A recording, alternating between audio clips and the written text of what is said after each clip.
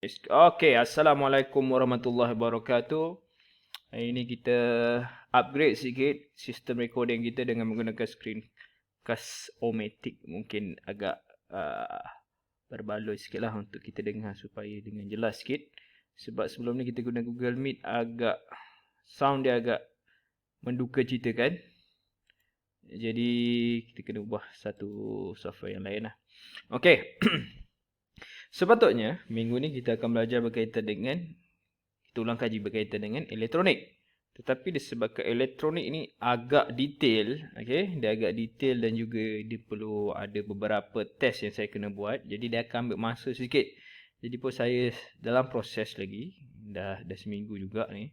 Tapi tak apalah, untuk korang saya kena bagi yang terbaik lah. Untuk kita sama-sama faham dengan mudah.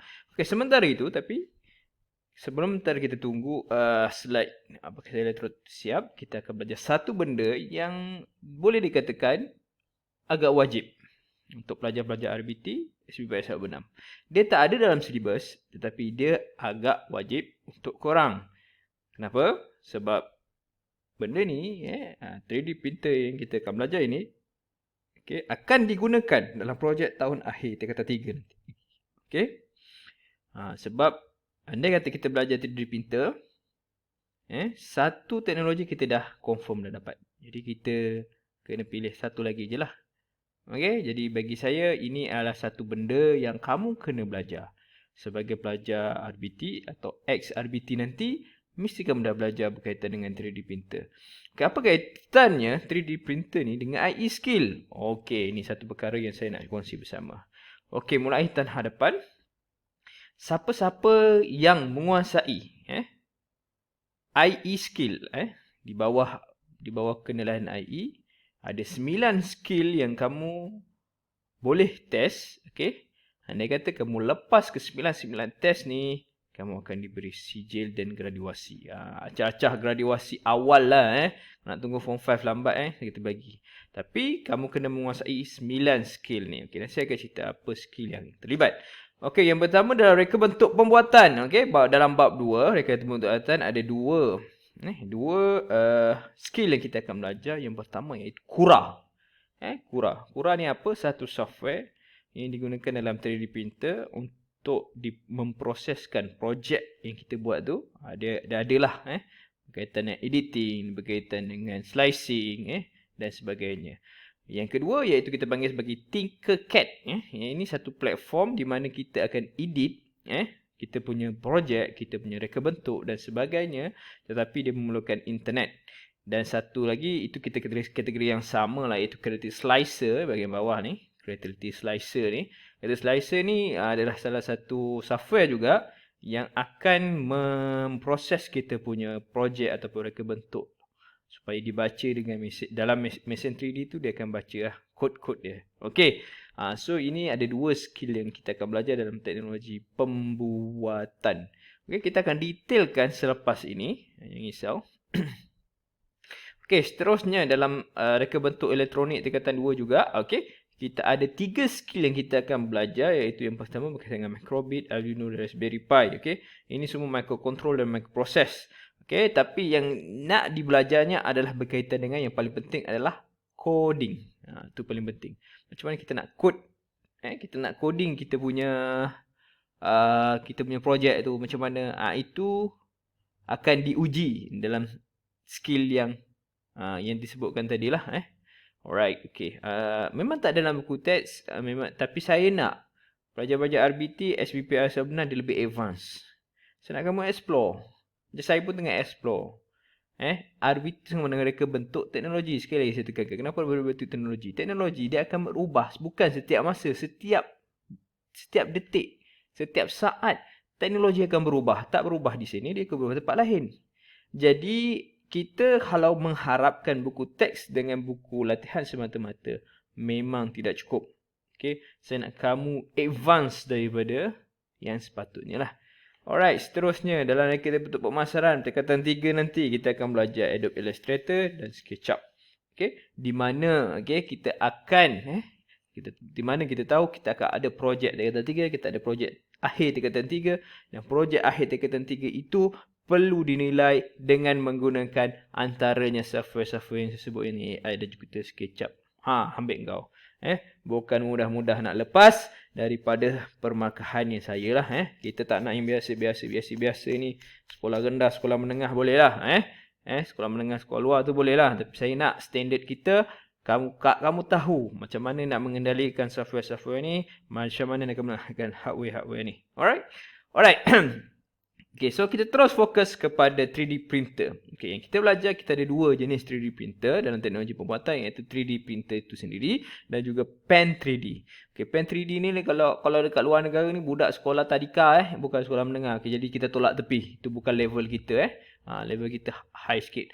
Okay, terus kita fokus kepada 3D printer yang RBT Panatia RBT ada, iaitu Ender 3. Ni jenama dia. Di luar sana ada banyak. Banyak sangat. Ultimaker banyak sangat. Dia bergantung kepada harga dan juga fungsi dia. Tapi kita pakai Ender 3 pun dah cukup. Dah cukup baik lah. Okay. Harga dia pun murah lah. Tak ada lemah sangat. Dan jenama dia ada Creality. Itu jenama dia. Dia kat luar ada banyak. Ada Ultimaker, Pusada, banyak lagi lah. Yang saya tak pernah dengar pun. Tarantula, banyak. Banyak itu yang dibuat di Europe. Ini base dia dekat China lah. Yang tiga ni di base dekat China. Okay, so kita tengok dekat gambar rajah ni. Okay. Ini adalah hardware yang kita akan belajar. Kita akan gunakan. Okay. Selepas ini, dalam tempoh seminggu yang akan datang ni, saya nak kamu explore apa yang kita akan bincangkan hari ni. Kamu kalau ada PC ataupun laptop, lebih baik lah. Tapi kalau kamu nak edit gunakan telefon, memang tak boleh lah. Dia mesti guna PC atau laptop. Tak boleh guna telefon. Okay? So, kita akan belajar macam mana nak buat. Dan kita... Okay, saya offer kepada kamu-kamu semua. Andai kata kamu memang explore betul. Kamu nak print sendiri. Tak ada masalah. Kita boleh ajar. Okay, nanti balik saya akan ajar macam mana kita nak print. Daripada design yang kita buat dalam software, kita print jadi betul. Okay. Right. Alright. Seterusnya. Okay. Sebelum kita nak belajar 3D printer ni, kita kena tahu format. Macam kita buat lah. Microsoft Word, format dia Word. Kalau Microsoft PowerPoint, format dia PPT. Dia ada format-format yang dia kena baca. Mesin tu kena baca. Kalau kita tak buat langkah tu, tak boleh lah. Sebab dia hanya membaca format yang dia boleh baca sahaja. Okay, jadi kena tahulah ilmu tu, iaitu format 3D printer ni. Okay, yang pertama, apabila kita buka Autodesk Tinkercad nanti, okay, Tinkercad, kita akan save dalam format STL. Apabila kita buka Tinkercad nanti, kita edit, kita design, dia akan save dalam format STL. Okay, seterusnya, selepas kita dah save dalam STL, kita akan tukar format daripada STL kepada G-code. Saya ulang balik, format STL kita kena ubah kepada G-code. Macam mana nak guna? Yang ini yang kita guna. Yang pertama, Cura ataupun Creality Slicer lah. Dia kena ubah. Cara je nanti saya akan tunjukkan macam mana cara dia mengubah daripada format STL kepada G-code. Selepas kita dah ubah format G-code tu, kita kena masukkan ke dalam SD card. Okay, Ultra Design biasanya kita pakai micro SD. Okay, selepas kita masukkan format G-code di dalam SanDisk ni ataupun kita SD card ni, kita baru masuk ke dalam printer 3D ni. Okay, so langkah proses ini perlu dilalui setiap kali kita nak design kita punya produk. Boleh faham? Okay. Alright, antara lain bahagian ataupun komponen yang ada dekat 3D printer adalah, yang paling penting adalah filament. Ni filament Filament ni lah yang banyak-banyak warna. Okay, ada warna pelbagai lah. Pelbagai warna. Ni warna, jenis warna untuk filament. Okay, dan ini adalah jenis filament. Jenis. Okay, kita ada 4 yang standard: ABS, PLA, HIPS dan PVA. Ini jenis dia. Perbezaan ni kita boleh search dekat internet. Okay, apa perbezaan yang paling jelas. Okay, so kita boleh tahu macam mana perbezaan ni ataupun bila filament ni digunakan. Okay, Secara kasarnya dia perbezaannya adalah dari segi kekuatan. Contohnya ABS lebih kuat daripada PLA.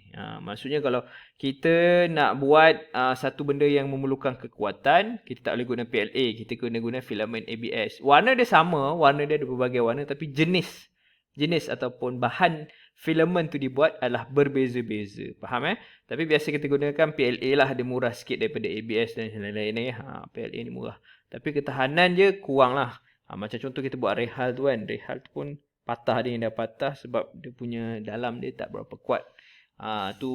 Itu masalah inventif lah. Kita kena nilai macam mana masalah tu berlaku dan kita kena perbaiki berdasarkan masalah tersebut. Okay. So dalam teknologi pembuatan ni juga kita akan bahagikan kepada 3 bahagian. Senang cerita, amali kita nanti dalam setiap bab kita akan bahagi kepada 3 bahagian supaya mudah. Okey, contohnya basic, intermediate, advanced. Basic semua belajar. Semua pelajar RBT tak kira kelas, dia wajib belajar basic.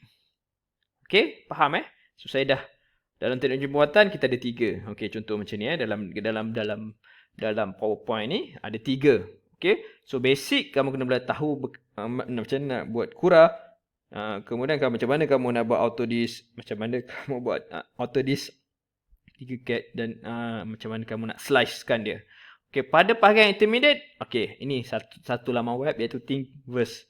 Thingiverse macam itulah. Betul tak? Okey. So ini adalah di mana satu platform free, percuma yang telah diubah di seluruh dunia. Maker-maker daripada 3D printer di seluruh dunia akan menyimpan file STL. STL tadi kita buat kan. File STL dia akan simpan dekat Thingiverse. So kalau kamu nak belajar pada peringkat intermediate, kamu kena tahulah perkataan ni. Software ni. Dan peringkat advance iaitu Fusion 360, di mana file tu kita kena edit. Daripada STL kita kena edit balik. Ini lagi detail lah. Okay. So siapa nak melalui peringkat sampai ke advance ni, dia kena melalui je dah. So kalau kamu dah boleh tahu berkaitan dengan editing berkaitan Fusion 360 tu, memang kamu dah peringkat advance lah, paling power lah. Kira paling power lah. Alright, okay. So kita tengok sedikit berkaitan dengan contoh model sistem 3D printer. Alright, boleh Okay.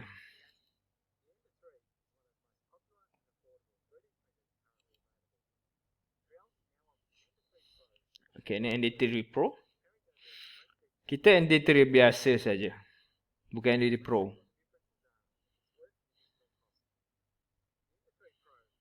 Okay, ni komponen ya.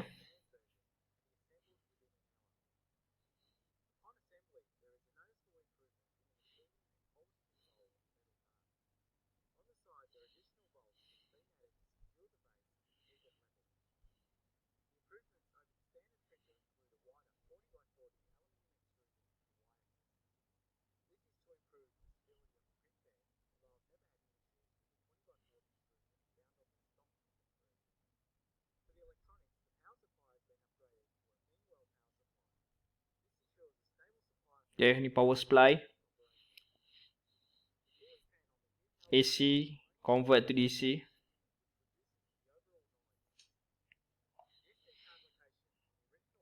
Okay, ni SD card slot.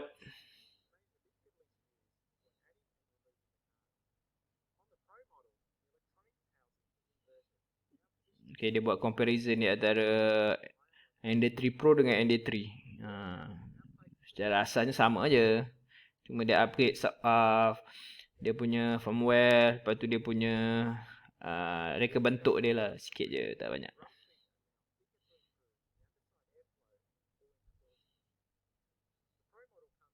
Okay, ni kita panggil bed BED ataupun bed lah, tempat tidur. Ni kita panggil bed.